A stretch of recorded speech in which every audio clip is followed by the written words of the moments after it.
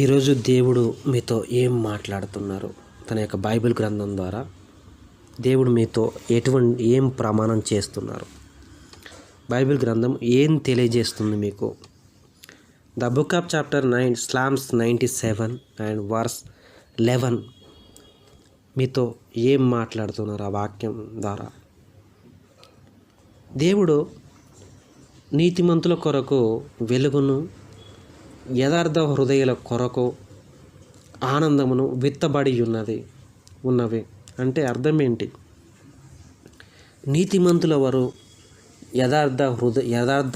యథార్థవంతులు ఎవరు? వారి కోసం వెలుగు విత్తబడ్డం ఏంటి?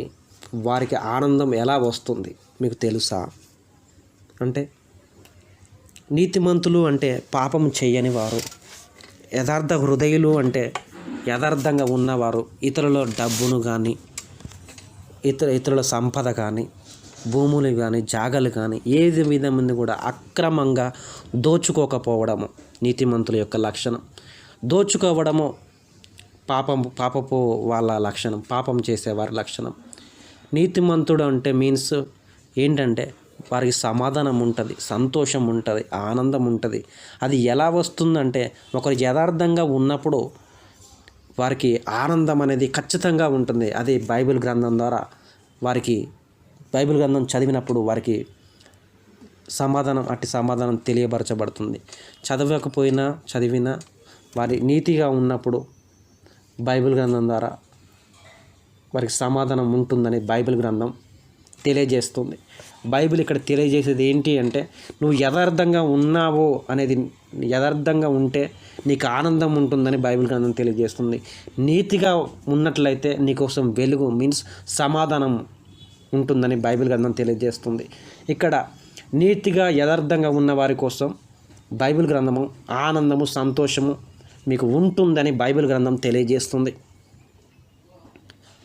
అలా నీతిమంతులు నీతిగా ఉన్నప్పుడు వారి యొక్క ప్రాణమును దేవుడు కాపాడుతాడు అని చెప్పేసి దేవుడి గ్రంథం తెలియజేస్తుంది. నీతిమంతులకు ఉండే క్వాలిటీస్, వారు కాపాడబడతారు, దేవుని చేత ఏర్పరచబడిన వారు కూడా ఉంటారు. ఇందులో వాళ్ళు రక్షించబడతారు, ఎప్పుడు కూడా రక్షించబడతారు. దేవుడు తన ప్రజల కొరకు కాపాడతారు అలాంటి వారిని, ఇతరులకు మంచి చేసేవారిని, సహాయాలు చేసేవారిని, ఆర్థికంగా ఆదుకున్న వారిని, ఆర్ఫనైజ్ని చూసుకున్న వారిని, అనాథ పిల్లలను చూసుకునే వారికి దేవుడు రక్షకుడుగా ఉంటాడు.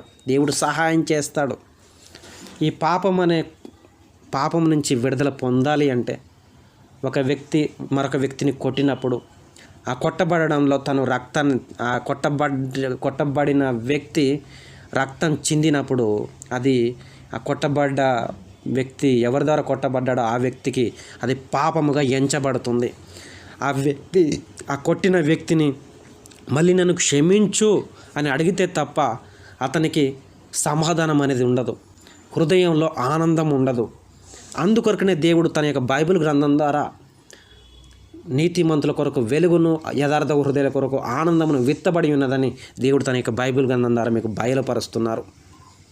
సో మీరు పాపం చేసినప్పుడు వారిని క్షమించు అని అడిగినప్పుడు క్షమించబడతారు. క్షమించబడితే నీతిమంతులుగా తీర్చబడితే మీ జీవితాల్లో వెలుగు ఉంటుంది. వెలుగు అంటే సంతోషం, సమాధానం అనే అర్థము. అది ఉన్నప్పుడు మీరు చేస్తున్న పనిలో మీకు ఆనందం ఉంటుంది. ఆ పని చేసినప్పుడు మీకు ఇంత అమౌంట్, మీ ఇంత సాలరీ అని వస్తుంది. అది వచ్చినప్పుడు దానితో మీరు తృప్తిగా ఉంటారు. అలా లేనప్పుడు మీ జీవితంలో ఎదుగుదల ఉండదు. మీరు పాపం చేసినప్పుడు మీ కష్టం చేత వచ్చే డబ్బును మీరు సంతోషించలేరు, తిని హ్యాపీగా ఉండలేరు అని దేవుడి యొక్క వాక్యం ద్వారా తను మాట్లాడుతున్నారు, బైబిల్ గ్రంథం ద్వారా మాట్లాడుతున్నారు. ఈ బైబిల్ గ్రంథం భూమి యందు లిఖింపబడింది ఇందుకే, మీకు సమాధానం కొరకే విత్తబడి ఉన్నది, ఇది లిఖింపబడి ఉన్నది.